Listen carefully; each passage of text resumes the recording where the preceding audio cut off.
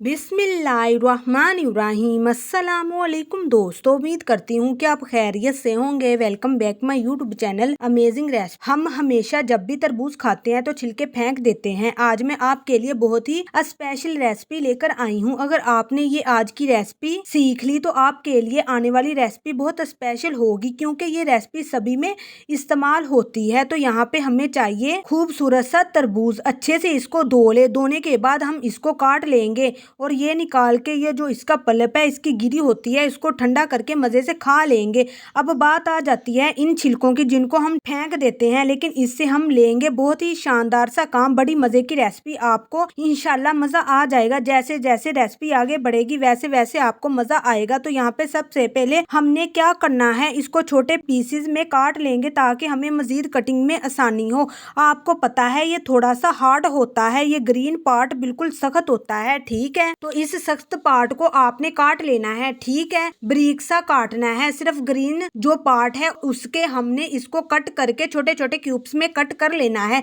ठीक है। ये बहुत आसानी से हो जाएगा। ये इस तरह से, ये देखिए सेम साइज के आपने इस तरह से कट कर लेने हैं। और मुझे बिल्कुल भी टाइम नहीं लगा था, मैंने प्लेट भर के जो है 1 से 2 मैं कट कर ली हैं। ये देखिए जैसे कि ये हो रहा है, ठीक हो गया। बहुत बड़े साइज नहीं, बस ये दरमियाना साइज करें। और ये देखिए प्लेट भर के हो गया है। इसे 3 से 4 प्लेटें कटी हुई एक तरबूज की, ठीक है। इसके बाद बिस्मिल्लाहिर्रहमानिर्रहीम खूबसूरत सा लेंगे पैन और इसमें लेंगे ढेर सारा पानी। जब अच्छे से गर्म हो जाएगा तब हमने इनको इसमें इनके अंदर बॉईल कर लेना है। कितना बॉईल करना है ये मैं आपको बताती हूँ, ठीक है। यहाँ पे फ्लेम कर देंगे हाई ताकि ये अच्छे से इसमें हो जाए नरम। और ये जो छिलके होते हैं ना, जब हम इसको बॉईल करते हैं ये ट्रांसपेरेंट हो जाते हैं। ये देखिए बहुत ज्यादा नहीं, तकरीबन 70% 80%। जब ये ट्रांसपेरेंट हो जाएंगे तब आपने इनको निकालना है। ओवर कुक करके आपने इनको बिल्कुल जो है मार नहीं देना, बल्कि आपने इसको गला नहीं देना, ठीक है। ये देखिए ये 70% 80% ट्रांसपेरेंट हुए हैं। अब हमने इस फ्लेम को ऑफ कर देना है और इनको हमने छान लेना है। उसके बाद बिस्मिल्लाहिर्रहमानिर्रहीम, यहाँ पे हमें चाहिए 1/4 कप पानी, यानी कि थोड़ा सा पानी लेंगे। 1 कप का जो चौथा हिस्सा होता है इसमें हमने ऐड कर देनी है 1 कप चीनी, ठीक है। इस चीनी को हम इसमें अच्छे से पकाएंगे। हमें यहाँ पे गाढ़ा सा सिरप चाहिए, ठीक है। तो जब ये अच्छे से चाशनी बन जाएगी, ये देखिए जैसे जितनी चीनी पिघल जाएगी अच्छे से, तब आपने क्या करना है, ये जो हमने बॉईल किए हुए थे क्यूब्स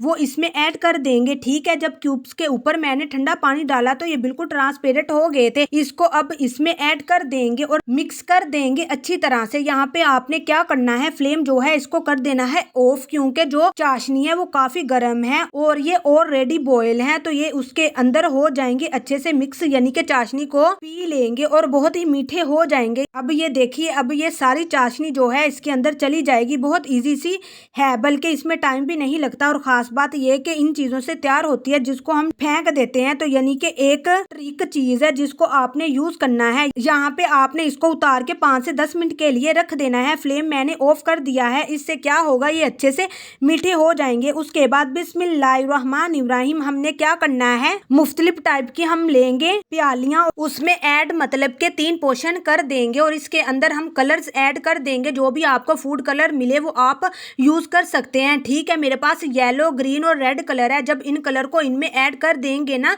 ये फौरन से कलरफुल हो जाएंगे, लेकिन हम इसको यहाँ पे सेफ नहीं कर पाएंगे क्योंकि ये अभी गीले हैं और एक दूसरे का कलर भी छोड़ देंगे। तो हमने क्या करना है, हमने प्लेट में निकाल लेंगे, इनको धूप पे सुखा लेना है या इसको पंखे के नीचे रख के सुखा लेना है। उसके बाद इसको सेव कर देना है। इसको आप केक में यूज करें, आप जर्दे में यूज करें, इस तरह की रेसिपी जो है इजीली यूज हो जाएगी। तो ये थी दोस्तों मेरी आज की रेसिपी। उम्मीद करती हूँ कि आपको बहुत पसंद आई होगी। अगर पसंद आई है तो लाइक कीजिए, शेयर भी कीजिए, चैनल को भी सब्सक्राइब कर लीजिएगा ताकि मेरी इस तरह की मजीद वीडियो आप तक पहले पहुँच सके। दीजिए इजाजत अगली वीडियो तक। अल्लाह हाफिज।